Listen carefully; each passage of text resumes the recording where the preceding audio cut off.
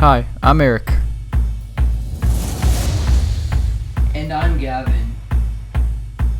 Today my group will be sharing the Canadian history of assimilation towards the Indigenous people. Firstly, let's discuss one of the main attempts to assimilate the Indigenous people: residential schools. The residential schools were a horrific event considered a genocide. This forced hundreds of thousands to assimilate their culture to live European ways. The Indigenous children from the ages of 4 to 16 were forced to attend residential schools and stay and sleep there until summer came upon. In schools, their hair would be cut short, which is a big part of their religious beliefs, which was known by the teachers. They cut their hair to remove the culture and make Indigenous people more like them. They restricted anyone from speaking their native language and be severely punished for doing so. The students were fed small portions of porridge, bread, and stew, while the nuns were fed high nutrition portions of steak and corn. Where thousands of children died, but the most frightening thing I find about residential schools is how the last one closed only 30 years ago.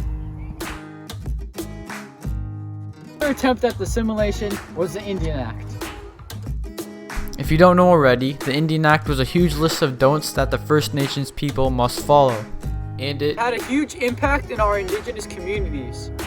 The Indian Act 1876 states that the government had full control over the Indigenous life. It also states that these people would have no rights unless they were assimilated. This shows how the government at the time truly believed that they were the only type of people who deserved rights and human dignity. The head of Indian Affairs and the government of Canada did not accept others' culture and forced aggressive assimilation, stripping thousands of their culture and freedom. One of the ground rules of Christianity is the truth in others' religions. By living by this rule, it means that you cannot force someone to change their beliefs or religion. And this is exactly what the head of Indian Affairs did. We can try to reconciliate, but this part of their history cannot be erased, nor shall it be forgotten. Our government has formally apologized in 2006 and attempted to form reconciliation to those directly affected by this.